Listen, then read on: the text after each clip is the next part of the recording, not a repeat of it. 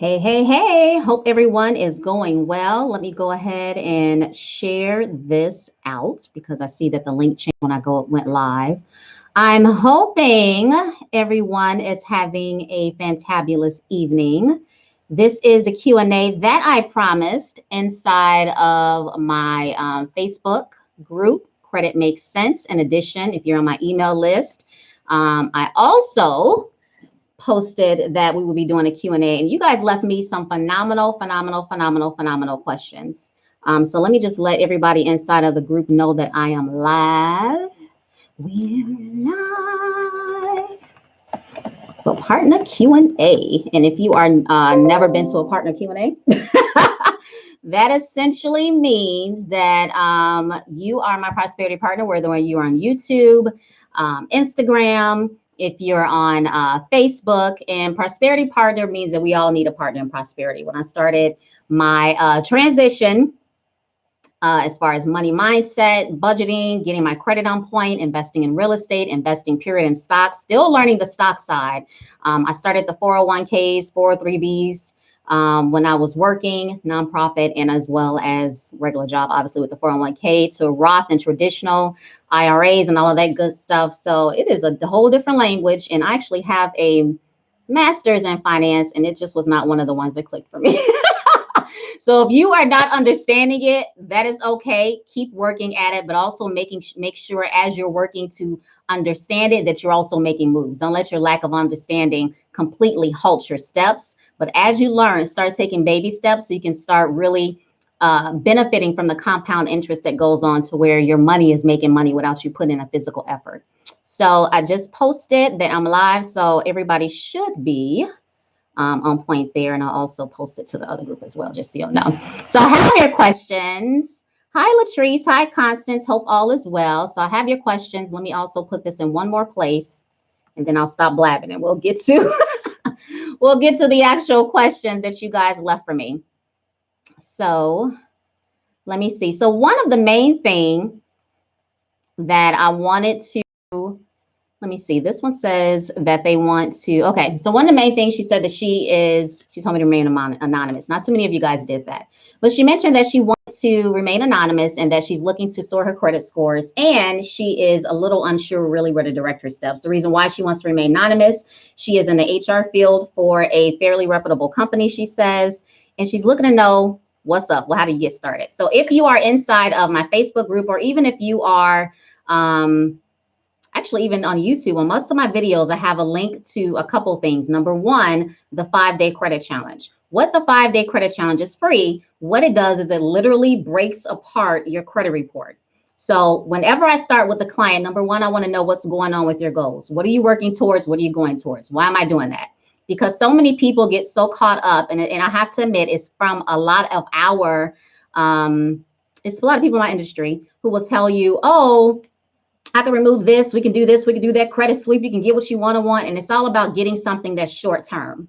And the issue with that, especially since 90% of you are women and about maybe 60% are single or newly married, and then you have the race factor.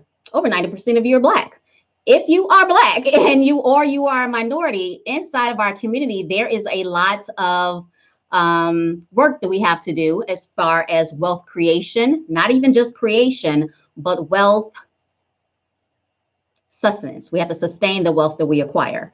And so since so much work is done, it can't just be, I want to buy a car, I want to get an apartment, I want to buy a home. It has to be working towards things that really align so that we're not just working for what we want at that moment, but that we're continuously working on hitting marks that, for one, there's two parts, because also there's a great deal of us that are over 40. Most of you are over 35, but there's also a branch that's over 40. So not only do we have to work on achieving some things, right? But we also have to work on sustaining it. And then we have to work on not stopping. So keep going. And then you have the two parts that I talked about. Number one, it's making sure that we don't become a financial burden to our children or our family members. And number two, making sure that we leave something behind. Some of us may not be able to do both. But as long as you do that first one, where you don't become a financial burden on your children, so that what they bring in based on the financial knowledge that we're learning and passing on, did you catch that one? You learn it and you pass it on, that you are not allowing their resources that can take them to that next level take care of you.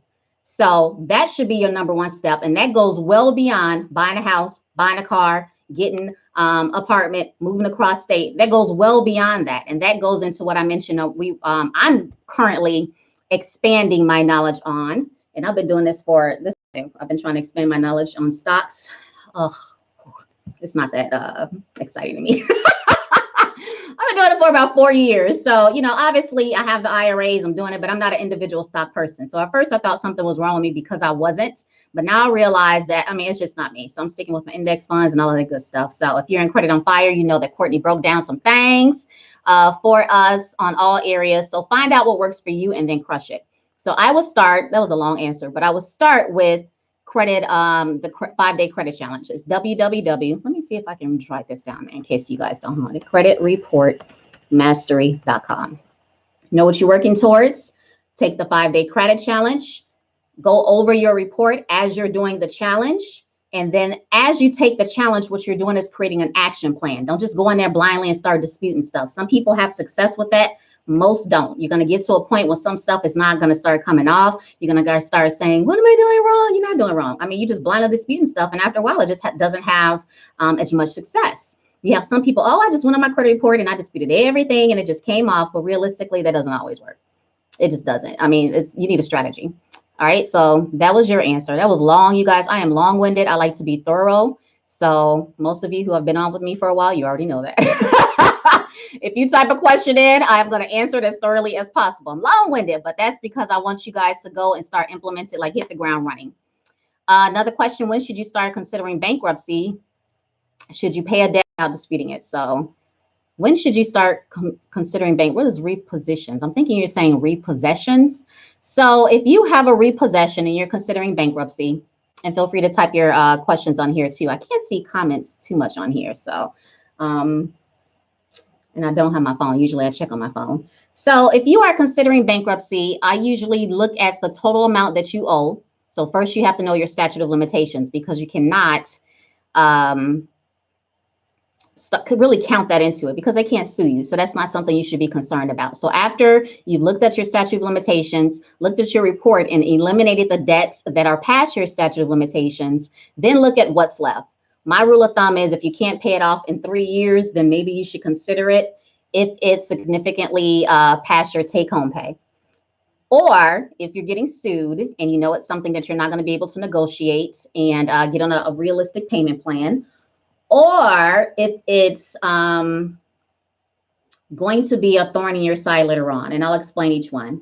If you can't pay it off in 3 years, that's the first one. So if you can't pay it off in 3 years, that kind of ties up your fund quite a bit. Some people do it. Some people are like, I don't want to file bankruptcy. And, they have the negative stigma on there, but then they tie up all the financial resources that are coming into your household to tackle the debt, and they feel great about it. Me? No. Most of you know I was over $500,000 in debt when I was diagnosed with cancer. It came back 3 times. I did not have the greatest insurance as a single self-employed individual, and therefore I had to file. Now, I did do some serious budgeting and mindset changes, financial habits before and after, because I wanted to make sure I only had to file once, and that once I was out of that situation, I would be able to start building or rebuilding as quickly as possible. And so if you are totally paying off a decent chunk of debt, then all of those resources are going down to paying off debt. And some people love that crap. I personally don't. If I know I can't pay it off in 3 years and I'm going to be tied up paying this debt for 5 to 7 to 10 years, then guess what? I can file bankruptcy on the stuff that I can eliminate, which in most cases is not going to include the IRS, is not going to include student loans, is not going to include child support, right? So if I can tackle the bulk of my debt within 3 years, then I'm not going to file. If I can't, then I would definitely do a consultation and file. Would I do it for a repossession? Probably not, because most of them won't sue. It is just one of those things that's just going to be on your credit report, and it's going to be a stain on there. That's that big old red stain right there. And you just have to make sure that everything you do on top of that is on point. You got, stellar payment history, meaning no lates. You are working, since you don't have no lates, you don't have to worry about the charge-offs and the collections and all of that, and just really hope that they don't try to sue you. What I have noticed is after it reaches like 3-4 years, they send you like a phenomenal debt settlement, and that's because it's nearing to you being close to your statute of limitations for most. They will send you a phenomenal settlement. What is the benefit of the settlement? Well, number one, it's not going to be on there anymore. Because even though it's past your statute of limitations, they can still report, it can still show on there, and it still has a balance. Okay? You can still report, it's still on your report, even if they don't report every month, and it's still a balance. So it's a negative with a balance. How many of you guys have taken my, were with me when I had my road to 850, when I mentioned that I crossed over to 800? How many of you guys done that training? And I told you specifically, I even gave you guys a handout on how the payment history is scored. Like I tiered it. This is the most important thing. Then they look at this, then they look at this. And if you got negative, this is how they tier it. So type 1 if you were on, and type 2 if you were not, because I really laid out, or the Ultimate Credit Repair Masterclass. Those are the 2 places where I really broke down FICO, and I broke down how it looks at payment history, and why having a negative with a balance, especially a higher one, is more is worse on your credit than if you had a negative but zero balance. Well, it's a lot of 2s. Where were you guys at? Okay, so I tell you what, I will do another one, and I'll announce it via email. So if you're not on my email list, get on it. If you don't know how, let me know. If you're in my Facebook group, though, you should know. Just go to the pinned post, and any one of those freebies will get you onto my email list. But I really broke down like how FICO scores payment history, positive, negatives, and all of that good stuff. The reason why that's important, because it allows you to know what to focus on. The chances of you getting every single negative thing off of your credit report is pretty darn slim, unless that's all you focus on. And if you're focusing and nitpicking on every little bitty thing that's negative instead of the high priority stuff, the high priority stuff is the stuff that's preventing you from getting the house, or what I like to say, claiming your keys. It's preventing you from making moves in your business if you're an entrepreneur, want to be an entrepreneur. It's preventing you from wanting to live. Some of you mentioned you wanted to travel more. It's preventing you from getting in the apartment in the neighborhood that you desire, even though that you have the income. It's preventing you from getting a job because your credit sucks and you're not making it towards the next move. Did I ever tell you that time that I got denied a job for my credit? They didn't even want to tell me, honey. The temp agency had to tell me. I was like, oh my gosh, is credit really that important? Also, that was before the frugal creditista. So it's really important with learning how to break down your reports. So that's what I would do. So I mentioned how you want to make sure, see if you can pay it within 3 years. If it takes longer than those 3 years, then you may want to consider consulting with a bankruptcy attorney. Don't sign up for nothing yet. You consult, get the information, sit back down and evaluate. If your insight of Credit Makes Sense and Credit on Fire, look for Latrice Richard Sampson's live on how to make sound and good financial decisions. That involves pausing before making a decision, ejecting the emotion out of it, and then really sitting back and calculating and making a logical, calculated, well thought out, strategic decision. So that's free for you inside of the group. And if you're in Credit on Fire, my members club, then you really got like a lot of Latrice who broke that down. She's our resident life coach. So that's what I would do. There was a third one. I said, can you pay it off in 3 years? Help me out, y'all. Help me out, partners. Help me out. This is what we roll with. This is why we partners. If you can, then you may want to consult. And then, well, basically, a financial resource coming into your household, and you got to make sure that you are doing things that's going to bring you up. Most of us are filing bankruptcy, and we're in our late 30s and 40s. Like, we got to rebuild fast, okay? So I'm not going to tie up, and I don't recommend to my clients. I literally lay out step by step when I consult with anybody, and when any of my credit specialists consult with anybody. We like to know, what are your goals? How soon are you going to get there? This is what happens when you have filed bankruptcy. This is what's going to happen. This is how the rebuild is going to look. And then we have an entire class that teaches you how to rebuild, as well as a consultation that literally teaches you step by step how I personally did it within 18 months back in the 700s club, and how I was still able to purchase after the fact with the bankruptcy, with the repo that was still on there, with the tax lien that was still on there. I mean, you can still purchase with certain conditions met. So keep that in mind. So that was I'm gonna answer you as thoroughly as possible. So just keep that in mind. I'm gonna answer you as thoroughly as possible. Should you pay off a debt without disputing it?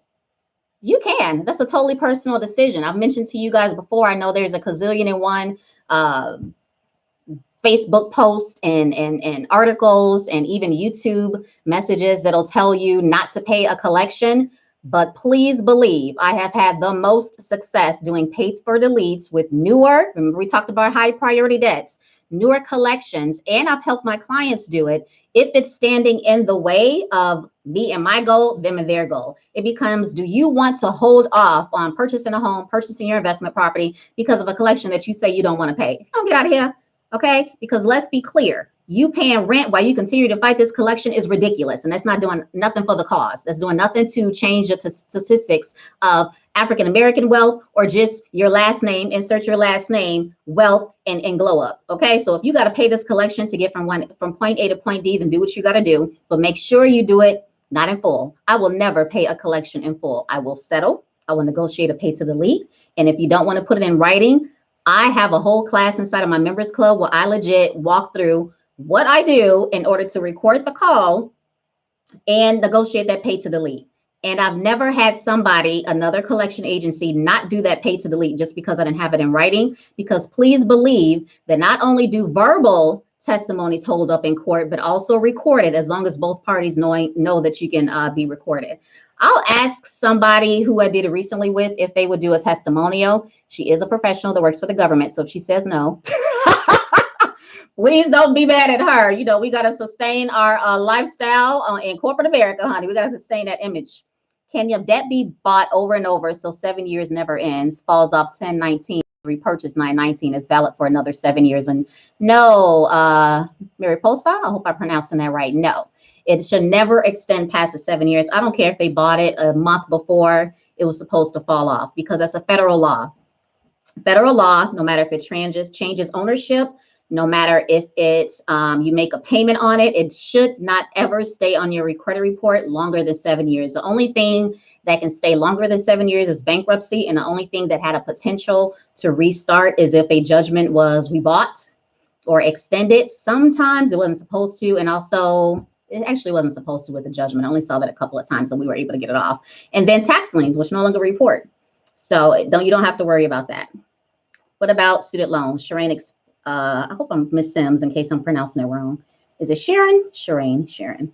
Miss Sims, let me know what you mean. What about student loans? Getting them removed? You're great. Oh, thank you. See, Tyra, if you were in the members club, they see me like every month. But I mentioned to you guys, I am homeschooling. I'm flying back and forth with my mom, who most of you guys know is disabled and just an extreme amount of pain. So it's just been an emotional 2019, but I am pushing through, making sure that I serve you guys and get you making sense of some things. That's what we call this credit makes sense. How do you get student loans removed? Anything that you get removed is going to follow the same things. You look for the magic 5. Is it accurate? Is it consistently reporting against all the bureaus? Is it completely reporting? Is it complete? Is it verifiable? Is it timely? Is it within that 7-year federal reporting time frame? If it doesn't meet any of those 5 things, then yes, you can dispute. There are some techniques as well, like I always find the most errors, believe it or not, in the dates, the balances, and if it's consistently reporting the same information across all credit bureaus. That's why when you schedule a consultation with us, I always tell you, do not give me individual credit reports. Number one, that's like almost 200 pages. Nobody's doing that. Number two, not for the investment that we do. Number two, if you give me a 3 credit bureau credit monitoring report, and I teach you how to do this in that free credit report mastery class, I can quickly scan, and I literally do a video walkthrough of this. I can quickly scan how the information is reporting across all bureaus. So I can at least start that initial dispute. Then when we get the responses from that initial dispute back, what's the difference between the bureau's reports and the ones from the credit monitoring reports? The bureau's reports are a heck of a lot more detailed. So then you can get to the nitty gritty. Removing student loans is not difficult. It's just that since that information is reported from the servicers and the Department of Ed, they typically will re-report it. They typically will re-report it. So it's kind of not a lot, but they typically will if you still have that open balance with them. So the closed ones usually stay gone longer. The ones that are open, that you're paying on, that you're doing forbearance, economic hardship, income repayment. As soon as that information gets fed into their database, they're automatically going to be reported to the bureaus and has a higher chance of coming on. That's one of the reasons why we remove personal data information. That's day number 1 in the Credit Report Mastery Challenge. That's the number 1 reason why we remove that information, so that if we can get the addresses tied, if it's not your current address, tied to those accounts, then it limits the chances of it being able to match up to your credit profile to be placed back on your report. So that's kind of an indirect disputing technique. All right. Let me know if that answered your question. Okay, Ina, I answered when to file for bankruptcy. And what if an old debt is reporting as current and reporting differently on each report? So Nikki, if it's reporting as current, I'm assuming you're talking about a collection. So remember, the open date for a collection is not the date that you originally opened the account. It is the date that the collection agency purchased the account. So they cannot do an open date of the original creditor because they're not what? They're not the original creditor. They can only report the date that the collection came into their hands. So in that case, that's when the open date is. Now, it doesn't matter when they opened it. It still has to be removed 7 years from the date of first delinquency. The real rule is 7.5, but not too many follow the 7.5 rule. And there was another question about it, debts being removed in a couple of months, and can you get it removed earlier? In most cases, if you have like a couple of months, they will do something called an early exclusion, and it's just a matter of calling up and asking them, and they'll remove it. What that does, you're asking if your scores will increase. It could. Let me give you an example. So when I was probably 2 years post bankruptcy, I was like, oh, okay. That's when I really started getting into credit. Like, and my budgeting skills was like stellar. That's when the frugal got in front of the creditista, right? That's when it became the frugal creditista, because at first it was just a creditista. So I was like, oh, let me, start disputing my bankruptcy. So I got, all my stuff together, everything I learned, because trust, I was like studying, and I still study my craft like crazy because I love educating my partners about credit and how to leverage it to just leave them more financially sound, peaceful, and building, escalating in wealth creation life. So went and removed my bankruptcy from, I want to say it was TransUnion at the time. If you're in Chicago, TransUnion is really very, very nice to us when we dispute because their headquarters are there. I don't know, but I just always had the best results with Equifax. Used to be Equifax, say a but now, but TransUnion. So they removed my bankruptcy, and I thought my scores on TransUnion would soar, but they didn't. They actually reduced a little bit, and this is what I talk about in my members club, and I touched on it a little bit inside of the Ultimate Credit Repair Masterclass. I'm sorry, the Road to 850 credit training that I'm going to redo for you guys. And the reason why it did not soar is because of something called a FICO scorecard. So on a FICO scorecard, so FICO is built on the chances of you performing an act, or what are the chances of you becoming 90 days late if you have these type of credit situations going on in your credit. So you have the bankruptcy scorecard, the one with collections, the one with late payments and charge-offs, the thin credit profile, and several more. So I'm on this bankruptcy scorecard, and most of my creditors had already fallen off, because I mentioned to you guys, if you want to remove your credit report, your bankruptcies, then it's best to tackle the items that were discharged in bankruptcy first, then go after the bankruptcy. So when I started disputing the items that had been discharged in bankruptcy, I also started removing a lot of my history, right? Because negative stuff, not charge-offs, not collections, but charge-offs, closed accounts, accounts that are reporting late, they still have age. And remember, age is 15% of your FICO score. So I removed all that age, not all of it, but quite a bit, except for my student loans.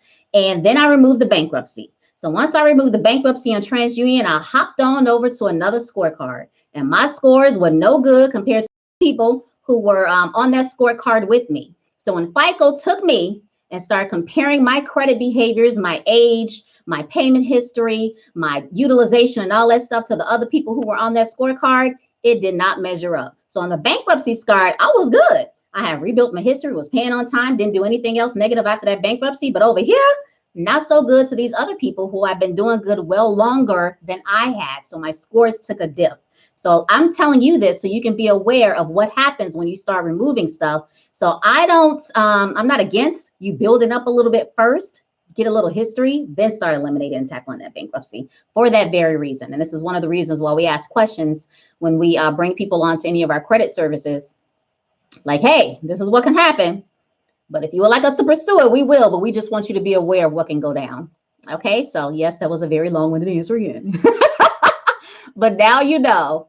I hear about having a closed accounts payment history archive. Not sure what that means, but would love to know how to do it. The only way a payment history can be archived is if, well, it's kind of archived because it used to be, it probably still is. If you're purchasing something over 150,000, then they can always pull up information that has been past the 7 years for that particular company or entity that requested. And there's like two other reasons as well. I haven't had that happen. And I have had investment properties that are over, 150,000. So I've never had that happen. It's not like we can be like, oh, I had good payment history and it closed. Can I archive it and pull on it and use it for something else? That's not how it works. I mean, it's no longer available to us as a consumer. And that's primarily because credit reporting was never meant for us. It was only in the 2000s that we were able to access all of our reports and our scores. And please believe, you can even search it on YouTube and on the internet. There was a hissy fit between lobbyists, FICO, the credit bureaus. We wouldn't understand it. We're not, savvy enough or intelligent enough to be able to understand how they break it down. So it wasn't until they start monetizing our access to our credit information, aka my FICO, aka any type of credit monitoring situation, aka even the free ones, because the free ones still make money from the affiliates that they make off of any recommendations that we take advantage of. So it wasn't until they started making money off of us that they were okay with us suddenly having access to our info.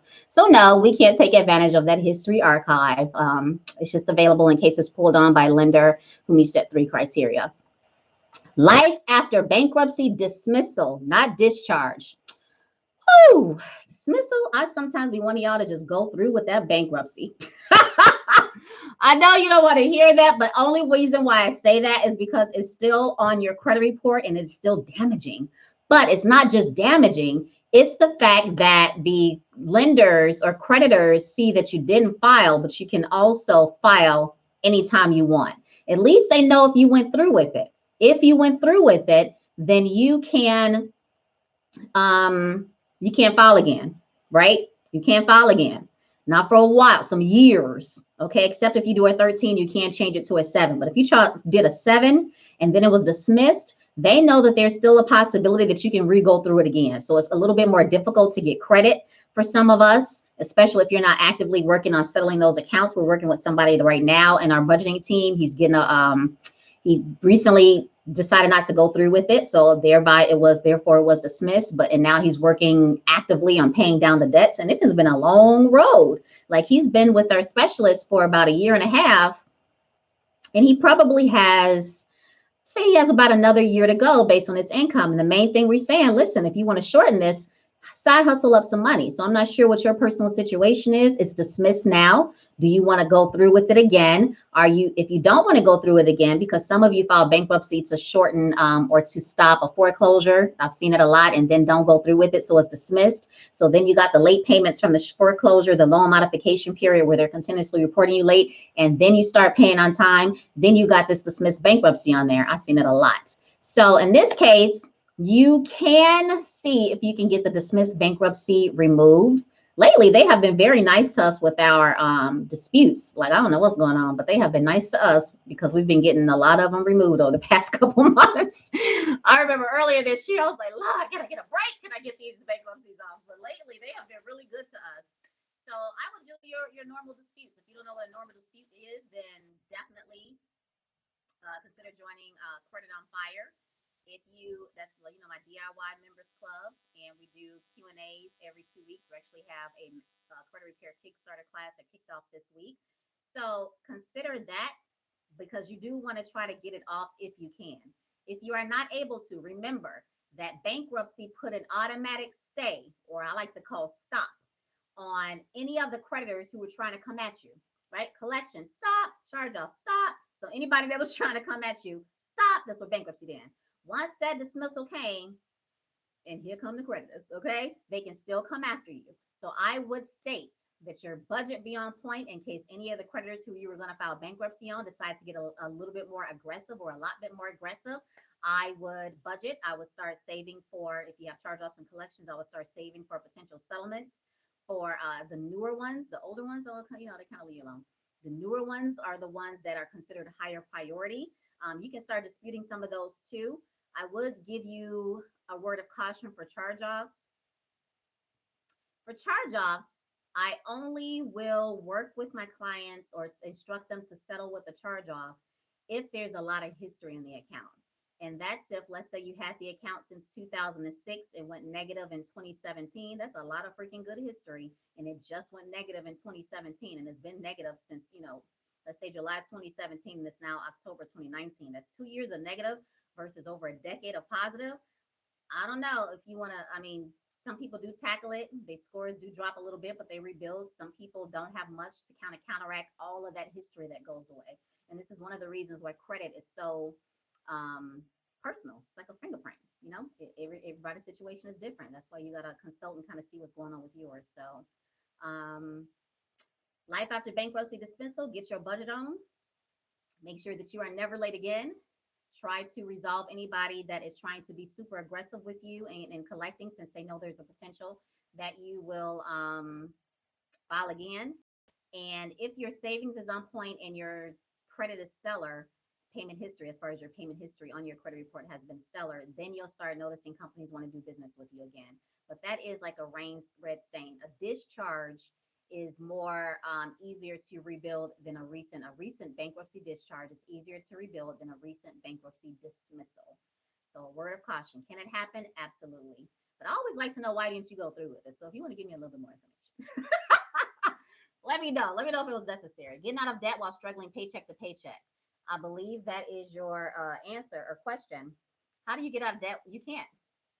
You can. I can tell you that. I've been through that. Trying to get out of debt when you don't make no money. Get out of here. It cannot happen. So you got all this debt, then you got a paycheck. You see, that's equal. It can't. You got to make some more money. Okay. You got to make some more money.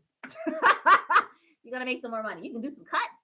But I have personally talked to some of you inside of my workshops, classes.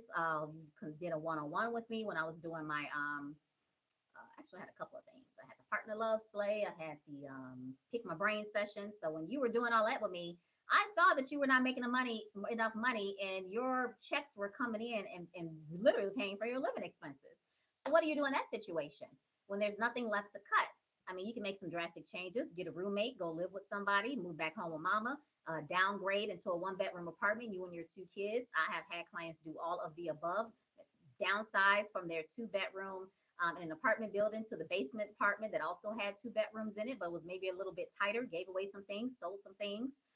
But ultimately, there has to be a simultaneous reduction of expenses and increase of money. If the job is not allowing you to live, take care of debt, and achieve your financial goals, even if it's the short term ones, the job got to change, the skills got to increase for the job to change, or you got a side hustle for your life. I mean, that's it. What were my side hustles? This was a side hustle, and I couldn't stand my job, but I kept it. This was my side hustle. Another side hustle was doing BPOs, broker price opinions.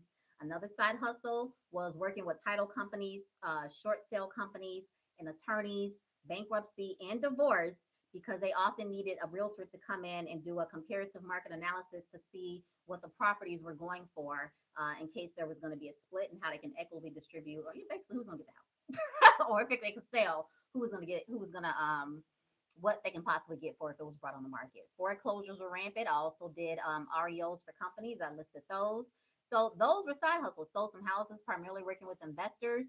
So those were side hustles because my 9 to 5 wasn't making nothing. I've often been very truthful with you guys that I've never had a job that paid me like 75, 80, 100 something $1,000 in the Midwest, because if I did, I probably wouldn't be doing this full time. That would have been comfy. Okay. But because I wasn't making any more than like 50, 55, I gotta make some more money. And that's when the side hustle come in. So if you're trying to do a lot of money on the job that your company is paying you, stop it, because it is not your company's responsibility to get you out of debt, to even sustain your lifestyle. They're simply paying you to do a job for them. It's up to you to do the extra stuff. It's up to you to get out of debt. It's up to you to fulfill your dreams, do your goals, start your retirement fund, start your college fund for your babies, start investing. That's on you. And so that has to go above and beyond what your job has decided to pay you. And also know that you don't have to be loyal to a job because trust and believe if something went down, they sure as heck won't be loyal to you. Okay. So um I like to talk about what different reporting types mean. Example, I have a credit card that was reported as closed but paid was a charge off. Well, if it reported as closed instead of a paid charge off, that's actually a good thing.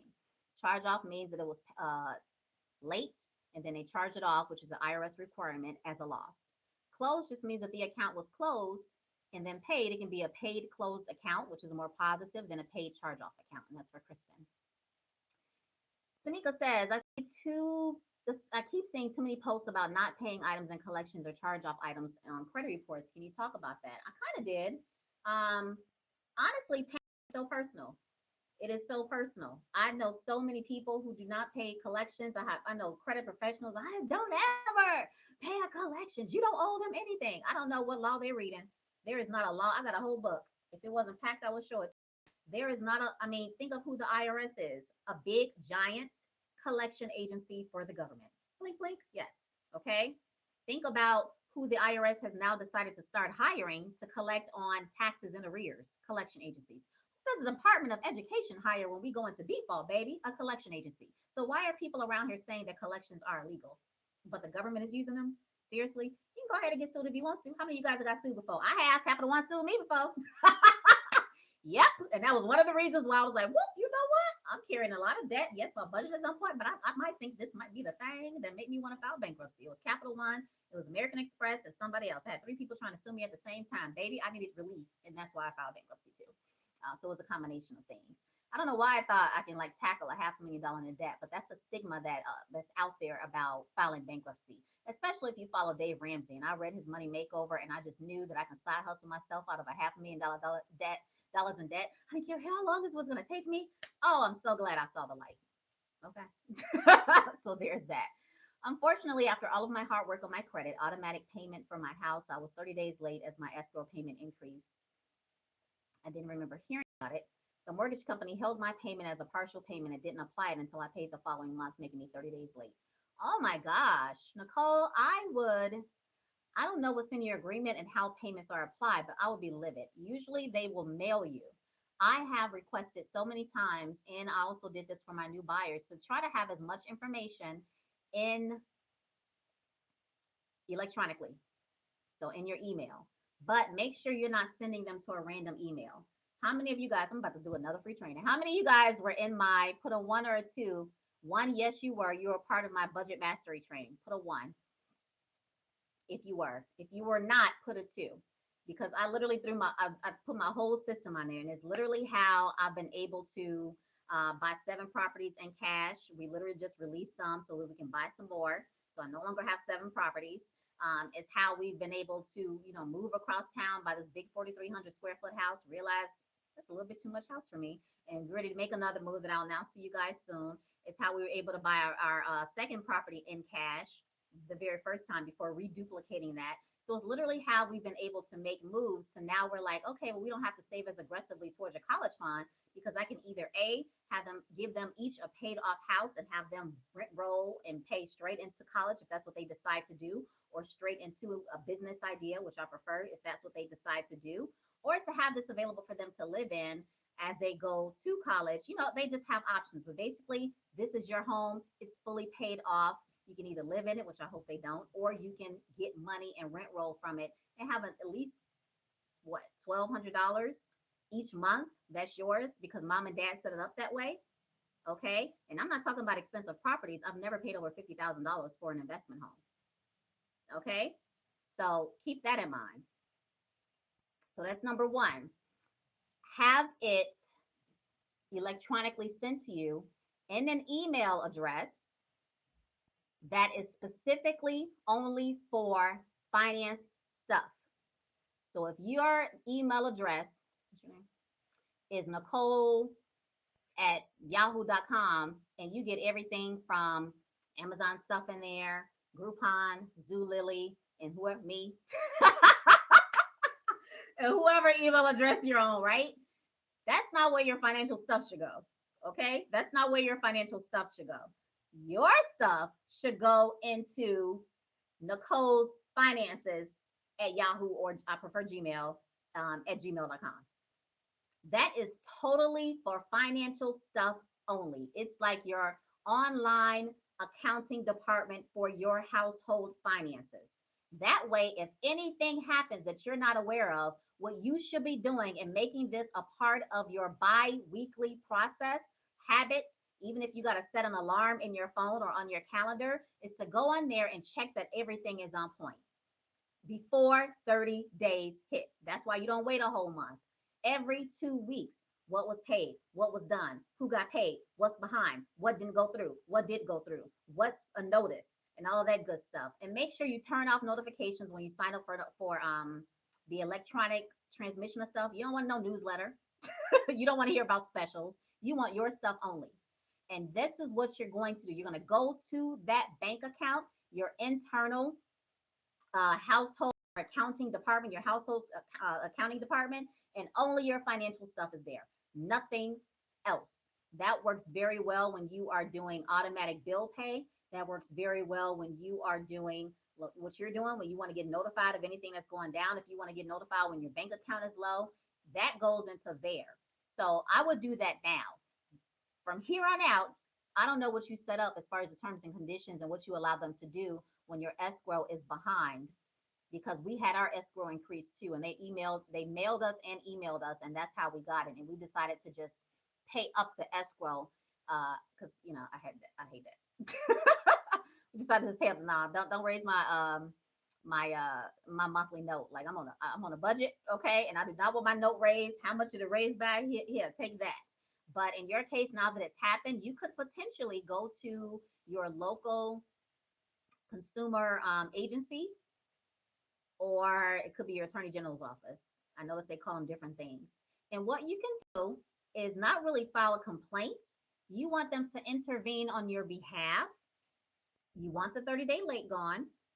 You weren't aware, you weren't notified, you weren't anything. And so you said that you faxed, mailed, and they refused to change it. You really want to refinance this with a late payment. It's going to be difficult to refinance this with your $30 late payment.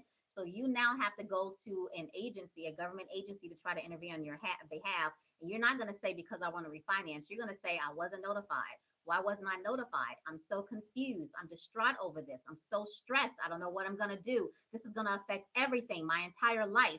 You want to be on the verge of a breakdown, okay? So that when the attorney general office get on the line with your mortgage company and they report this, well, what proof did you have? When did you give it to her? Why wasn't she notified? Why was the payment increase and you marked her late instead of come? What happened that from the point she got this bill 51 days later, because it's not 30 days late. That statement is 51 days from the time you get that statement. Why did 51 days go through and no communication, no phone call, no email? And you know they got all this information on you, right? No mail. What happened? What happened? So that's what you want to do from there. Any suggestions on how to save money? Make more money.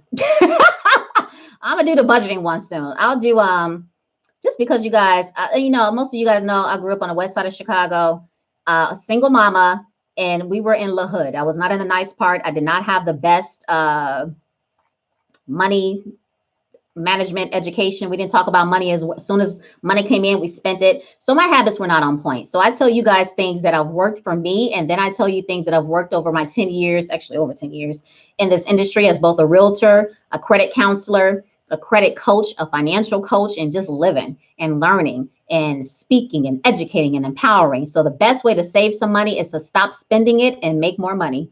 Okay, I'm not of the type that'll tell you to live on ramen noodles and, oh, let's get this fire lifestyle and live as simply as possible. I want to live simply. I want to live simply. Life is for living, honey. So I'm going to keep making this money. I'm going to do what I love. Naturally, when you love what you do, you're going to want to do more of it. And it's not going to, like, this doesn't work for me. I put my babies down in bed. I fed them. I put them in bed. I was like, I'm going to talk to my partners. You know what I'm saying? I haven't talked to you guys in a while. And I was like, it's okay. And I promise you guys, I was like, give me some time to get settled. My babies, with my mom, with personal things, and I'm gonna come back and we're gonna do this Q&A. And I made sure it took a way longer, like 3 months longer, but I made sure I come back and I do what I love. If you're in Credit on Fire, you get me like every month. I make sure I show up no matter what. If somebody else, like, wasn't able to make a meet, I'm coming up. Like, I'm there. I don't care if I have to do it in my car. If I do it, like, I want to show up for you. So as long as you are doing something that you're passionate about and you love, you are going to make more money, even if it's on side of a job you can't stand. I kept a job I couldn't stand for 3.5 years. Hated it. 5-hour travel commute, but it was doing the job. We lived on my husband's income, paid daycare. It was my mom, so it wasn't a lot of money. I'm not going to front. Daycare is like, oh my God. We paid daycare and something else out of my income. I can't remember what the other one was, but it wasn't much. But I know it was childcare and gas. Childcare, gas, and something else. I can't think of it right now.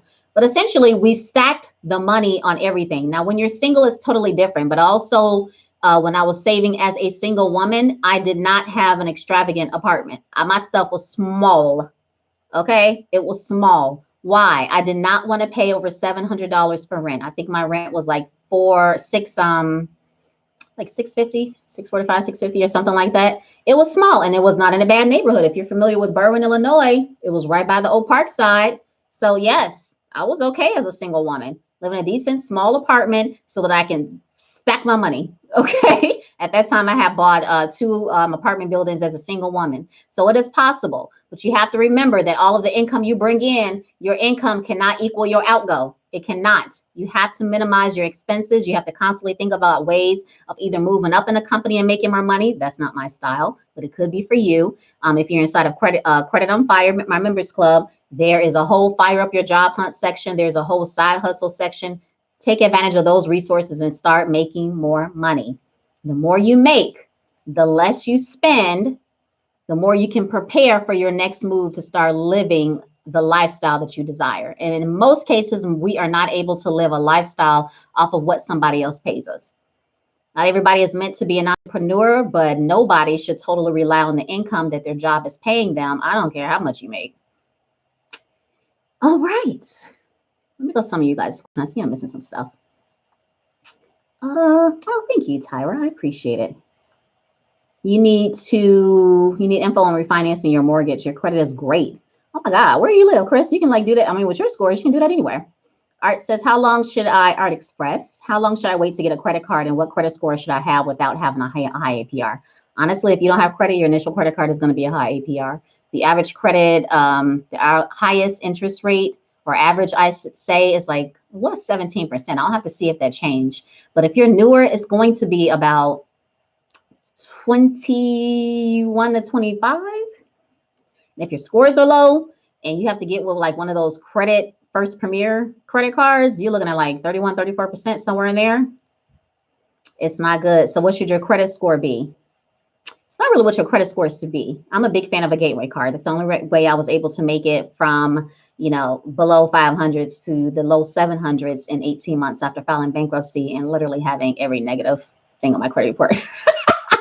You can imagine. So it was the only way I was able to do it was because I did not care about the interest rate. I simply cared about how I used the card. That's key. I did not bring a card after everything. This was after bankruptcy now. I had to learn my lesson the hard way. Some people hit rock bottom. I went below the ground. I hit it, sunk a little bit lower. So it wasn't until I got my money right that I said, okay, now that my budgeting is on point, now I can introduce credit again. Because if I would have did it before I got my money right, I would have went right back into the same situation. And I literally watched so many of my immediate family members do the same thing. And they filed bankruptcy before me, which is why I had a stigma about filing myself, and they're about to file it again. Some have already done so. So I did not want to go back and repeat. Now that I got my babies in tow, no. So once you budget, then you bring in, oh, you love my photo? Thank you. I wish you was in North Carolina. I would give it to you, honey. I don't think I'm going to take it with me for our next move. So if you are in the Charlotte area and you want this lovely woman behind me, and you are a partner, I'm not announcing this anywhere else, so let me know, and it's yours. Now, what's I saying? Stop distracting me. Stop distracting me. Let me go. Credit card score. I had to reread your question. I'm sorry, Miss Whitfield. I'm sorry.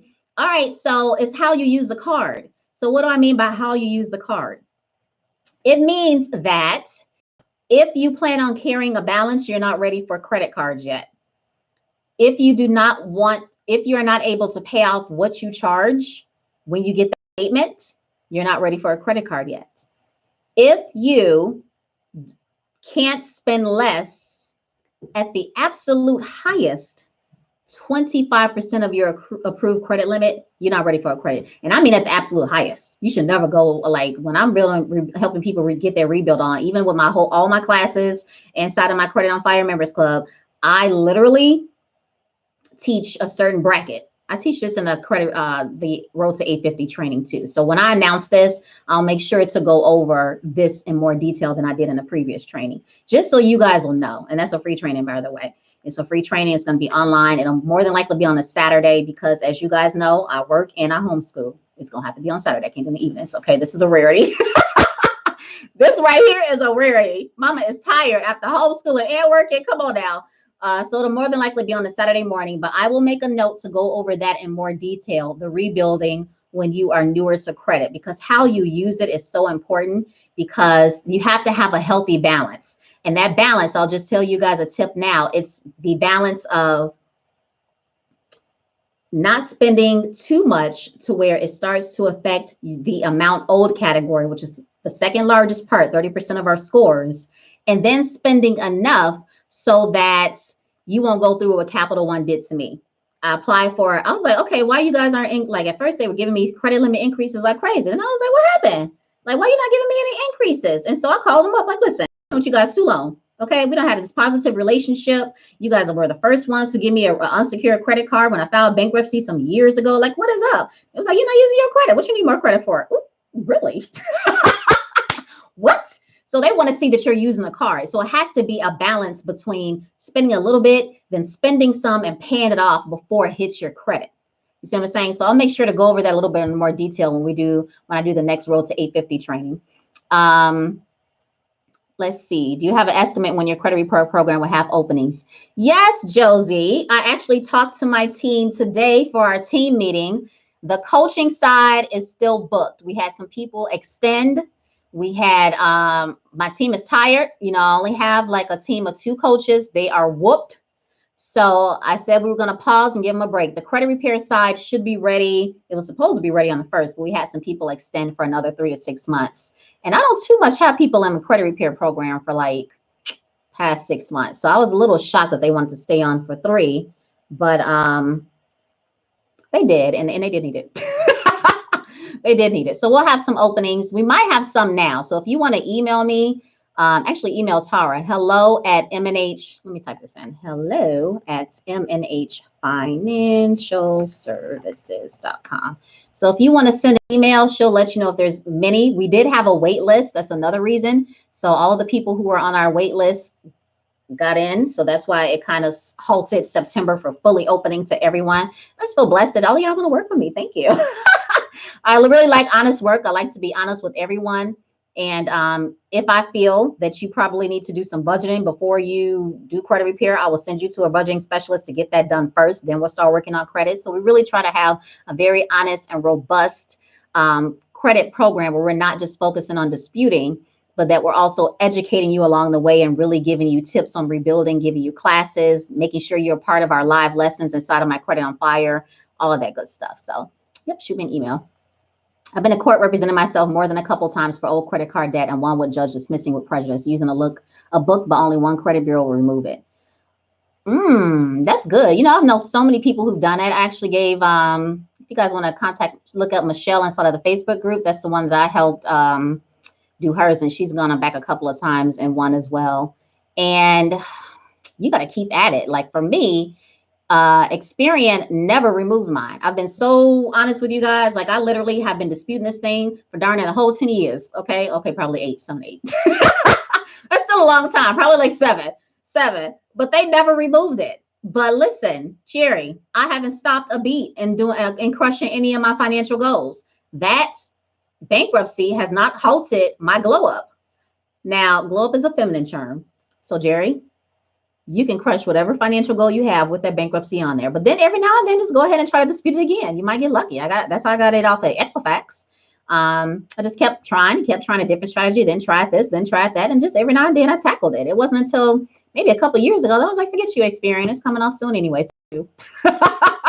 So that's how that went. How do I tackle late payments and credit card collection accounts? The original creditor sold it, but the letters come from someone on behalf of the company the creditor sold it to. You would tackle it like you would any other collection. Number one, how did you find out about the sale? How do you know that the original creditor sold it?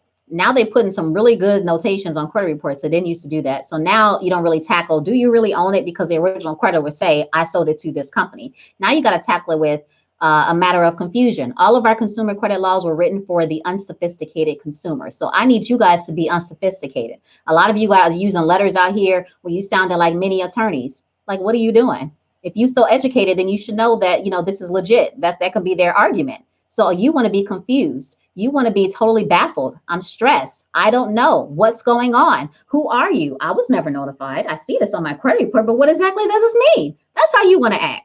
I get so many more deletions instead of playing like a mini Perry Mason on on credit. Like, that's how I approach things, because all consumer credit laws are written for unsophisticated consumers. If you don't believe me, Google it. I've never told you anything that you can't find on Google. You may have to go through some pages to find it. You're definitely not going to find it on like the first 4 or 5 pages. But please believe that once you start getting into how and why consumer laws were written, you will realize that it's not written for the super educated consumer. It's to ensure that those who are least educated, least sophisticated, basically the non-intelligent, you might as well say, consumers. And so you want to act confused. You want to be bewildered. You want to be stressed. You want to be distressed. You want to be totally like, what is going on here? And that's how you get information. And then when they play you, you take care of that. I don't know what's going on. You go to your attorney general's office, you file a Better Business Report, you go to the FTC. Those are great agencies to really see how anxious a creditor is to really rock with you and stay on your credit report or pursue you for a collection. That's how we've gotten so many, even if it's not off your credit report, the debt has been taken to zero because of that. Because now they can't send you a statement and be like, oh, it's verified. Now they can't send you a computer printout that looked like they typed up something on Word and then sent it to you. Now they can't call you like crazy after you asked for validation and instead they didn't want to give you anything. Now they can't simply just say, oh, it's verified to the credit bureaus, but don't respond to your dispute directly with them. Because now they realize not only are you confused, bewildered, and the unsophisticated consumer, but you also know who to reach out to for assistance in your confusion. So that's how you rock with it. Yeah, I teach all of this inside my members club in Credit on Fire. It's only $19.97 a month. I mean, I made it as cheap as possible considering the wealth of classes and the fact that all of my team goes in there twice a week to assist you guys. What? Yes. So so that's that. How I have a home that was foreclosed by the homeowners association. Oh, I hate when it happens. The mortgage company is still reporting. Yes, because they didn't foreclose on it. Your homeowners association did. So that mortgage you took out, that's still due. That is still due. So they can still report because they didn't foreclose on it. Your homeowners association did. And what's really weird is that typically the mortgage company will pay the homeowners association off to ensure that they keep their position. So that's really strange. That is really, really strange. But you do still owe that debt. It does not go away. You can contact Legal Aid. Who's another company that my clients have contacted? I mean, contacting the mortgage company, they're just going to tell you it's legit. So they're not going to do much. But yeah. Where do you find my personal FICO scorecard? Lakeisha, you don't. They're not going to tell you what scorecard you want. You can just know by knowing the different scorecards. And I don't even know which ones are all in the new FICO 9. That hasn't been published yet by FICO. And, this is their proprietary score. So they're not going to tell us everything. They didn't want to tell us the scores, okay, and how they were calculated. So, they're not going to tell, especially with all the different companies providing scores now, they're just not going to release all of the nitty gritty details on their websites and all of that other stuff. I have looked at, and it is so confusing, you guys, and so technical. Even with my finance degree, it just like, made my eyes water. It was so boring. But if you look online and you really are up for the reading, you can find so much information on FICO from the meetings that they hold. They have some of their training materials online where they go really in depth about the FICO scoring model, how the scorecards are calculated, the algorithm. They have the mathematical algorithm and little geometry shapes and stuff with all the algorithm. Oh my God. If you want to, go for it. Okay, but you know what scorecards you on just by looking at what's on your credit report. If you don't have a bankruptcy, you're not on a public record / bankruptcy scorecard. All the other public records don't even report anymore. If you have collections and charge-offs, you're on that kind of scorecard. Then it goes by how old they are. You know what I'm saying? So if you have a thin credit profile, but you don't have anything negative, then you know you're going to be on a thin credit, what is wrong with this one braid? Thin credit file, which isn't negative. It's just more risky because you don't have enough history to show how well you handle credit. So that's all that is. I have late pays. They're all valid. Pretty sure I can't dispute them. Hubs lost his job. We got behind. I worked so hard on our, and I dropped from 680 to low 500. Approximately how long to get them back? How long to get them back is really going to depend on how old they are. 30-day late pays, you can get over that in like maybe 9 to 12 months, 30 days. If there was beyond that, it's going to take a little bit. I'll be honest with you. If you have anything 90 days and older, it can take up to like the whole 4 years. It's going to be scored more harshly the first 12 months. Then it's going to dip down just a little bit the next 24 months. And then third and fourth year is going to dip even lower and lower. And then after that fourth year, it's still going to be scored, but just nowhere near as harshly or is nowhere near as important, as significant as when it was in its first 2 years. You can dispute them. There's two things that can happen when you dispute late payments. Those are actually one of the hardest things for me to get off. And I'll tell you why. Number one, if it's still open, there's nothing you can do to prove that you were really late. That's one of the reasons I don't dispute them. It's like, okay, you still got an account with these people. You're going to dispute the late and say, what, you weren't late? Do you have proof that you were late? Because they got proof you didn't pay. Do you have, you see that clash? It's not going to work. Let's just work on making sure you're not late again and making sure we're not adding on debts where if something happens to husband, to you, let's see what this is why we built that emergency fund. You're not saving up just your $1,000. You're saving up months of living expenses. So if something happens, how long, I just sent an email to you guys about this. How long can you go without income? How long can your emergency fund sustain you without income? The only thing that's a little bit shaky about that is you never know with illness if it's permanent. You know what I'm saying? Like you never know that. And that's one of the reasons why insurance helps, right?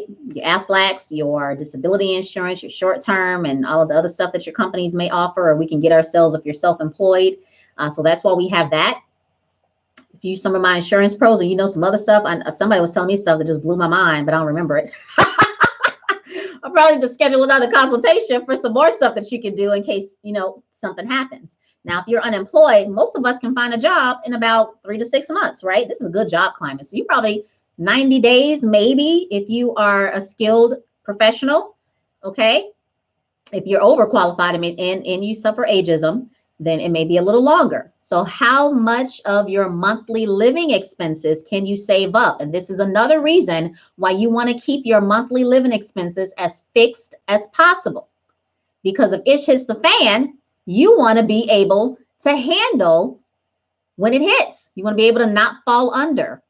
And like I said, the only thing that kind of throws a monkey wrench in that is medical situations, right? And also you mentioned that your husband lost his job and you got behind. Remember I said the one thing that I learned from our trials and tribulations, the cervical cancer, getting bankruptcy, having to file bankruptcy, being $500,000 in debt and all that stuff. We ain't living on both of our incomes no more. No, never. We are living on one income. So if something hit the fan, something happened to me, I got it. I hate the middle finger, but you got it. Something that happened to husband, Tiva got it. Something that happened to me, Mal got it. You see what I'm saying? So you never want to where both of your incomes are sustaining everything. And if it does, and I know that some of my Cali and New York people are going to be like, Tiva, that's so unrealistic. In you guys' case, it kind of is. But that means that you also want to start side hustling. You got 2 people. You're not single like some of my other partners out here. Start finding ways to make some more money. Okay? You guys saw one of my credit specialists and our partner, Whitney, she actually helps with this. You guys see Sandy all the time from Yes, I Am Cheap. She got a whole crew, a whole Facebook group. If you're in Credit on Fire, I've left you, oh my gosh, so many options. And I've had people come on and tell you other options. We got a notary one coming up before probably December, I think. We've had VIP Kids. We've had Camly. I have given you so many options to tap into to make some more money. The only thing that's missing is you and your activity in doing it. I don't care how you are. Let you get broke. That's not good. I don't care. That's why you got to push through that fatigue and really make some things happen. And I know you're tired. Trust me, I'm tired now, but I don't care.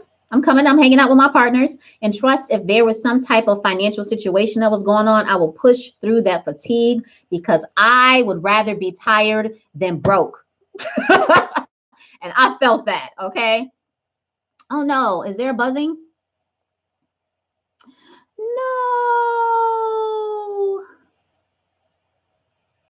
Tell me if it's still buzzing, guys. I'm sorry. I didn't get you guys' messages until now. I said I was getting a delay, so I'm sorry. All right, let me know. Let me know right now. Get off and come back on. Not anymore. Okay. I don't know what happened. I hope nothing's wrong with this webcam because it was kind of high. This was an investment. So it's not there anymore. Thank you. I apologize. I got you guys' message a little bit later.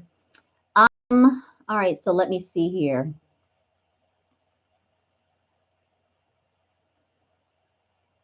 Medical bills, 2 medical bills in collection, both under 250 from 2017.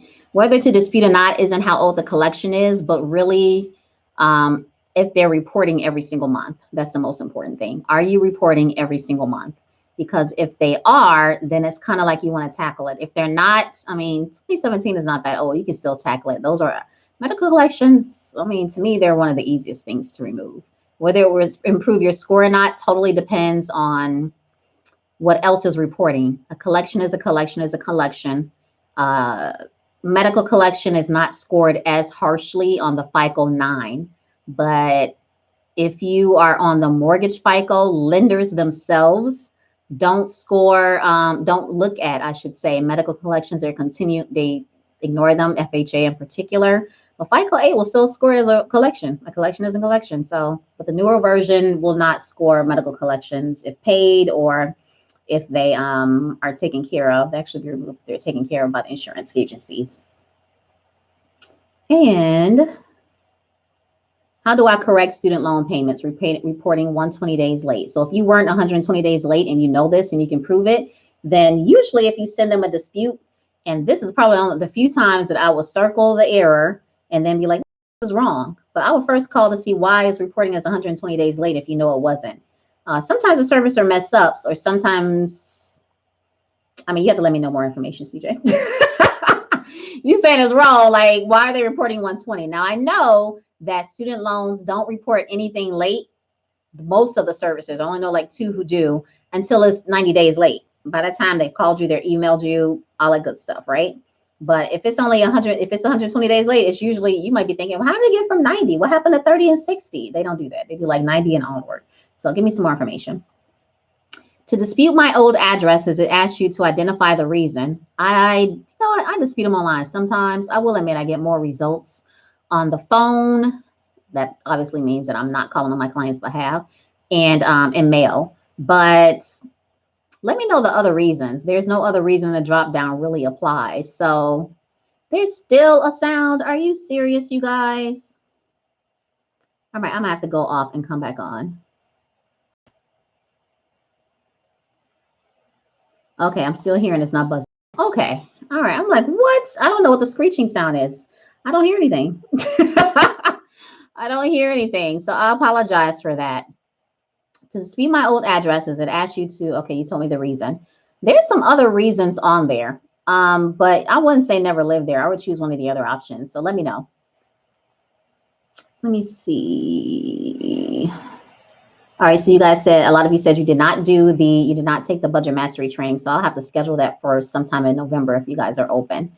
Someone said consolidation companies where you pay one bill a month. Wanted to give her advice, but I don't know what to tell her about a consolidation company because she's paying monthly and I don't know how this is affecting her credit. So with consolidation companies, A, you have to have the credit to qualify, and B, you gotta have the credit to qualify.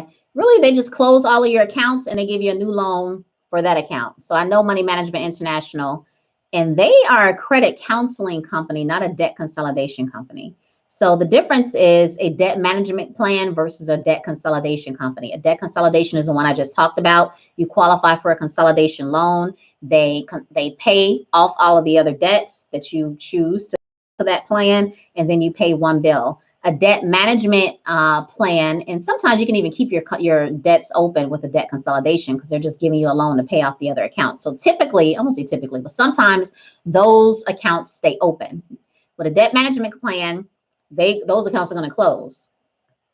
And you are getting on a payment plan where they will negotiate a lower amount. You pay the debt management company, or in this case, Money Management International. They will pay them according to that plan. Sometimes they charge a small fee, but since they are a nonprofit credit counseling agency, you can request that you're not in a financial position to pay that fee. Yes, you can do that. And those companies are going to close, and it's going to close with the balance because you still owe them. And as long as you meet the continuous payments, the balance will continue to go down. And then once you pay them off according to whatever amount that Money Management International agreed to with them, then the account is going to close. During that time, your credit will suck. It most definitely will. In some situations, a debt management plan isn't bad. You can even post to the group and say, how many of you guys have used a debt management plan? How did it work for you? And you will get a flux of people who are like, oh my God, it's wonderful. Then you get someone who's like, oh my God, it sucked, my credit tank. But yeah, your credit is going to suck. It is. So it's great for those who are able to get out of debt, who really don't have to use credit for a little bit, who are willing to work through the plan, pay it off in like 2-3 years, no more than 3, please. And get out of debt at a very, very cheap and then start rebuilding. So I can't say anything negative about it. But those of you who can't make the monthly payment, this is horrible. Okay, so make sure that you do it at an amount that you really, really, really can pay off.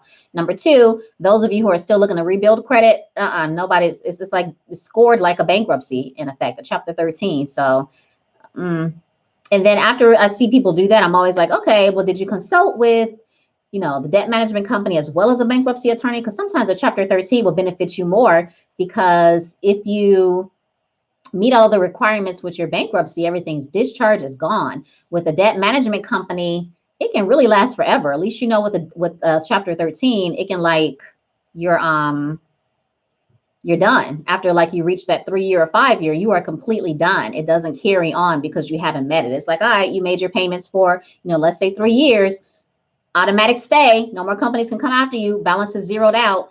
And because you paid it off, unlike with the Chapter 7, you can actually get your rebound on pretty nicely after that. All right, should I pay a settlement? It's a charge off. How old is it? Art Express. You ask a few questions. You may want to schedule a consultation.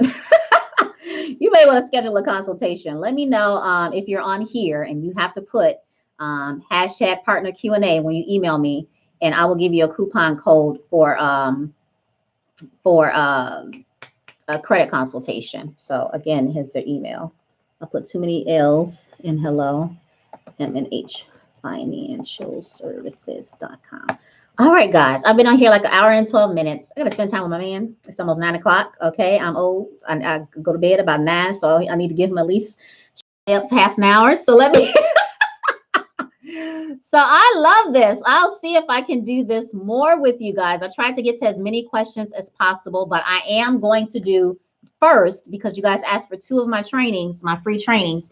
We're going to first do the credit one, the road to 850. I'm literally going to break down everything that I did to get to the 800s. And I literally just got my second score over 800. So when you've had bankruptcy, judgments, tax liens, charge-offs, collections, late payments, it's going to take you a while than somebody who's like probably never had credit before, just needs to start paying on time to start rebuilding credit. It's going to take you longer if you've had credit like mine. But you know what? I'm okay, because I've told you that I've slayed in 600s, I've crushed it in 700s, and baby, I'm crushing it in 800. It's really about setting your credit profile and your finances up so that a company, lender, creditor wants to do business with you. And then using that strengthened credit profile so that you can leverage what you have so that you can start making some good investing moves. That's really what it's about.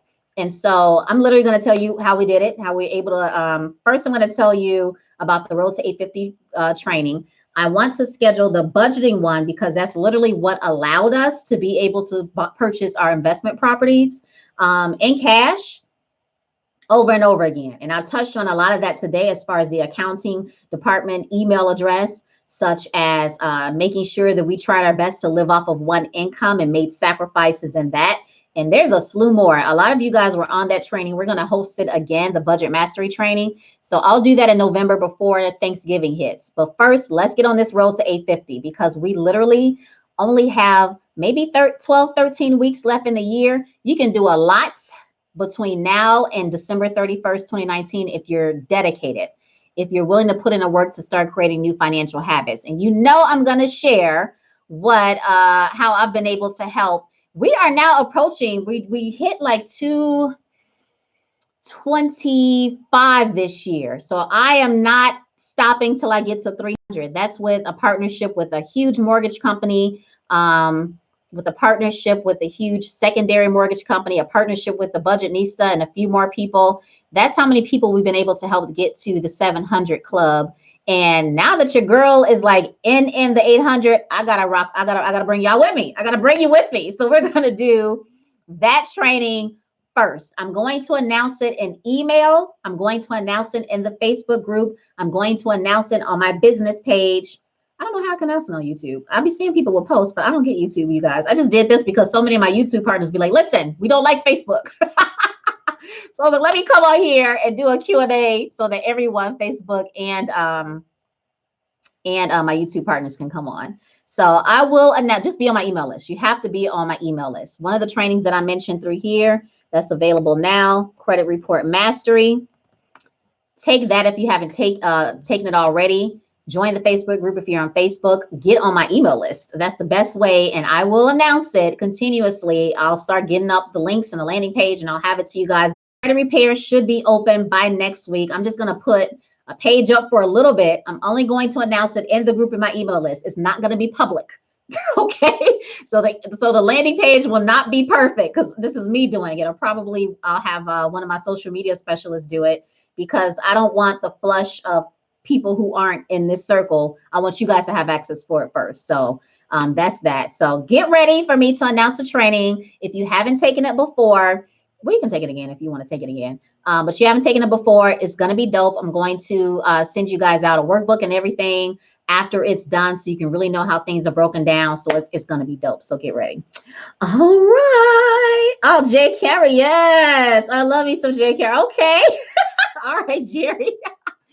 You guys have a great evening, and I will chat with you guys. You'll hear from me Friday for the Frugal Friday video newsletter, and then I'll announce next week. I'm hoping by Tuesday, Wednesday-ish, when we're going to have both of those links out to you. All right. Enjoy your evening. Bye.